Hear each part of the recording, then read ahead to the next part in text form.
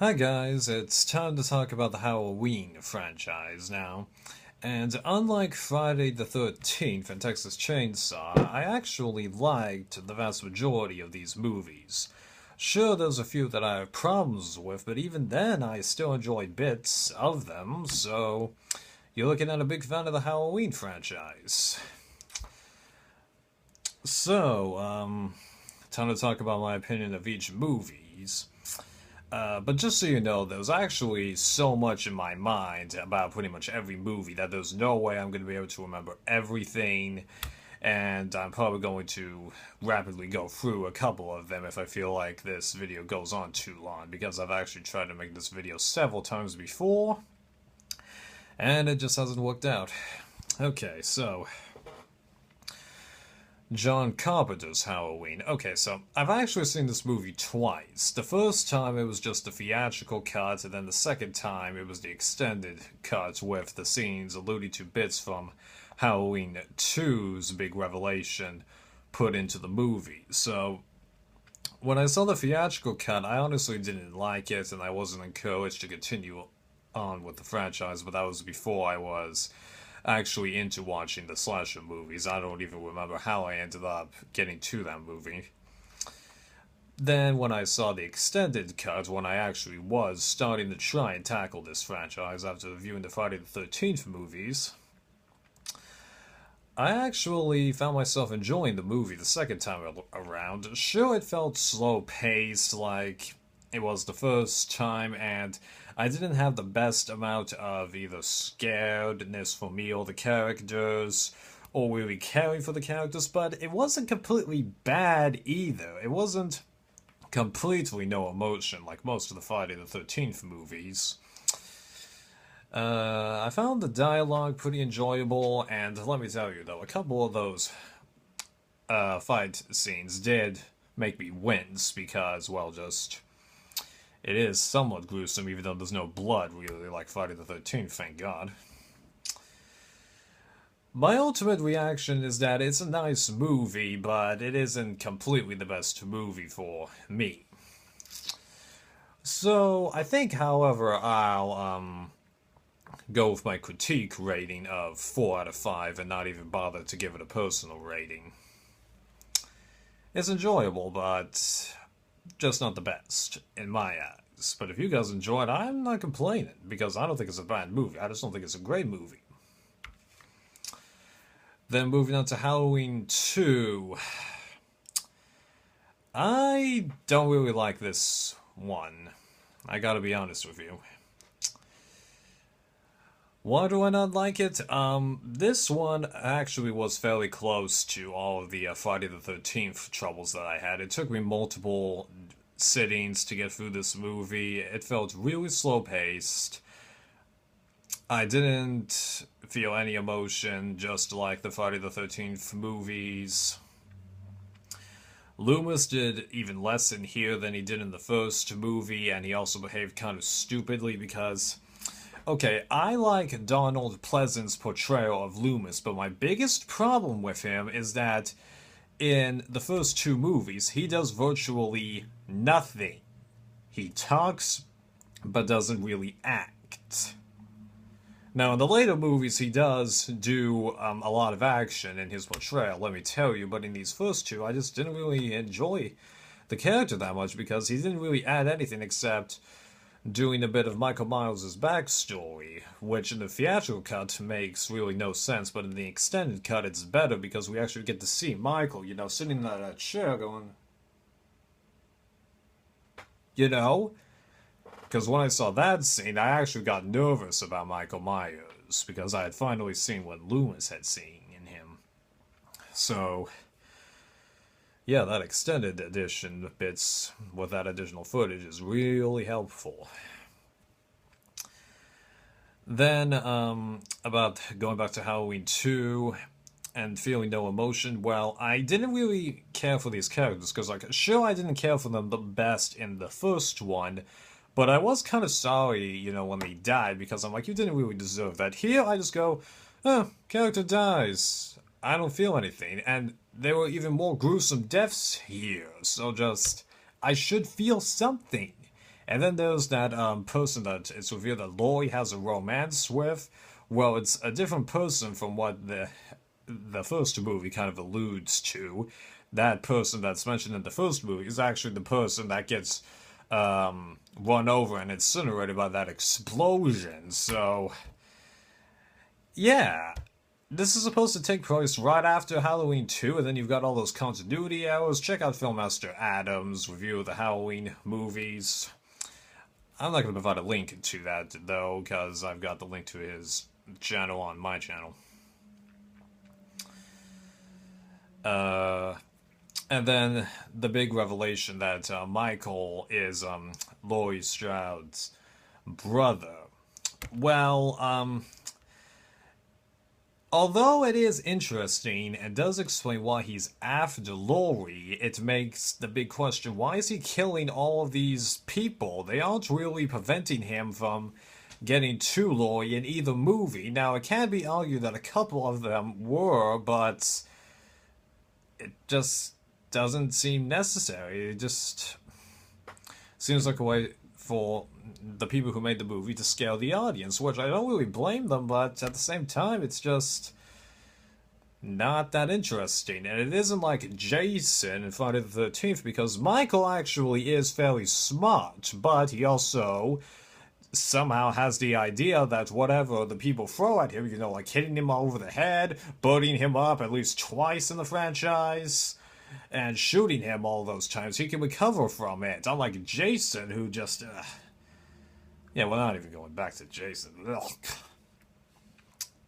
So just, he wouldn't be doing that stuff. So, Halloween 2, I gotta admit, I don't really enjoy. I'll give it 3 stars, but I think that's being pretty generous, if you ask me, because I really do not like this movie. I am going to pick up the editions of it on Blu-ray, but that's just for special features and more info about the franchise. The movie, I'm not going to really rewatch, I'll be honest. Yeah. I actually didn't watch Halloween 3 because, well, Michael Myers isn't in it, and I saw Filmmaster Adams' review of the movie before I decided to sit down and watch it, and I'm not risking that jingle. No way. Now, Halloween 4, that was actually a welcome change from the previous movies, because, for one thing, we got a protagonist that I felt a little bit more for, because, well, we all would probably like Laurie Strode, but the problem is, she's in the position where she has good relationships with everybody except, well, Michael, so the bonding moments aren't exactly the best, even though in later movies I think we get them. But Jamie here, we get the kids bullying her in this movie, and the bad treatment by tons of characters in the next movie, so we're able to bond with her a lot better. And as somebody who was bullied all throughout middle school, I know that feeling. God. It's tough for me to even go back to that in my memory. Also, Donald Pleasence really ups his acting as Loomis. He takes a lot more action. He is a lot more smarter in his dealings with Michael. I actually got a lot more scared in this movie, both for myself and for the characters, more so for the characters. And I also like how I ended up enjoying the performances by pretty much every secondary character. Jamie's foster parents, Rachel, the guys, heck, even the cops. And that ending, yeah, that was pretty powerful. Albeit I kind of was spoiled that something like that would happen at some point in the franchise, so a bit of the effect was lost on me, but man, good move. Such a bummer that what happened after that just was so bad, but I'll try and get into that. Sure, there's a couple of continuity errors in this movie, although I forget what they are now. The bit about Loomis and Michael surviving is kind of implausible. Changing Michael's mask and the movie being a little slow-paced. do kind of drop it a little, but it's still a very good movie. I'm having a tough time deciding whether or not I should go for 4 or 4.5. Okay, how about this? I'll just go 4 personally, 4.5 critique. Let's be generous. Halloween 5. Okay, so I don't think this movie is as bad as most people say, but let me tell you, it's got problems, and yeah, it's a big step down, because, like, this movie does all kinds of things wrong, because, first, it changes the bit about Jamie getting the evil from Michael Myers, and just changes to him having a psychotic connection with her. But if that was true, why didn't Jamie do stuff like that in the first movie? Number 2, what's the deal with Loomis suddenly turning into, well, an arrogant bastard in this movie? I mean, like, just what's the deal with that? Loomis acts pretty kind to Jamie in the previous movie, but in this movie, which takes place the next year, yeah, how can you stoop that low? Then this movie also has, a couple of the secondary characters turn into being kind of annoying. For instance, Rachel. In the last movie, I loved her. Here, I do still like her, but she acts a lot more selfishly and doesn't really care for Jamie as well as she did in the previous one. Just what's the deal with that? They introduce, well, bitchy supporting characters like Tiffany and that other girl. Then there's Tiffany's death, where she just, like, pushes Jamie out of the way, but then does the classic bit of run, and she's just standing there, not even trying to defend herself, and then... Really, okay? You could have done that death so much better, and... yeah. And this is someone who doesn't really care that she got killed off, because, like, heck, I think most people who watched the movie would have wanted to see her get killed off, but... the way you did it just felt kind of stupid. And then there's the bit where, like, Michael's going into the barn and sees Tiffany's girlfriend making out with some guy, then he kills her just like Jason did in several of the Friday the 13th movies. Come on.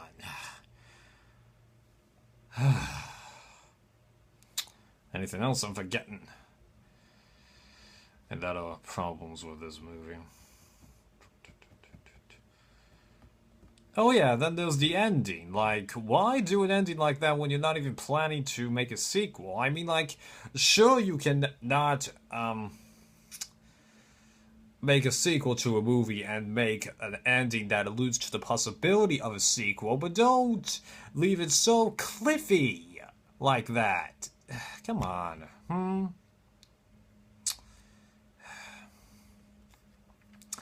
But despite that, I did enjoy bits of the movie, because, like, I did get nervous for Jamie and a couple of the characters at various points in the movie. Michael was pretty menacing in here.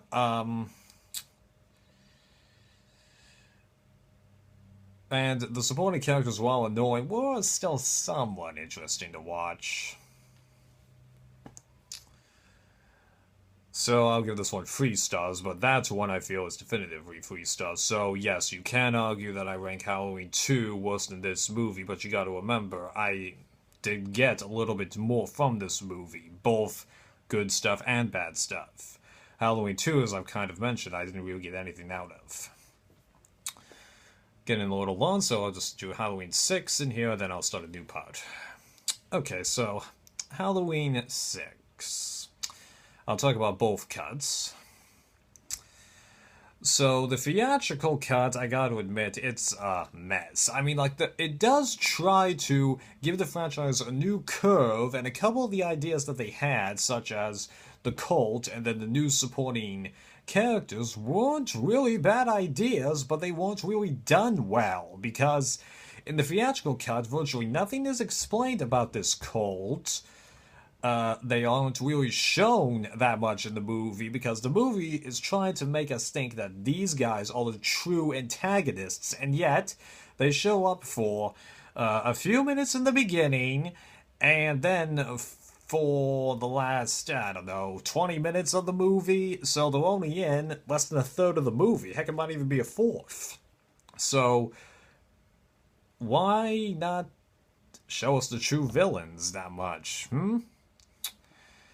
And, like, why do they think that they can control Michael in the theatrical cut, huh? It's stupid. And then there's Donald Pleasance. I'm glad that he's back to nice Loomis, but how can he just change from nice in 4, not nice in the 5, and then good here? Huh? The death that they give Jamie, we won't even know that that's Jamie until Goodway's in the movie, and we only hear her name once. Good way to just ditch the main protagonist from the past 2 movies. Some would even argue that's even worse than just killing Laurie Strode off screen, even though that's done many times, even though I can't recall other examples. But despite that, I did like the introduction of Tommy Doyle and that new family, because that new family was interesting to watch, mildly.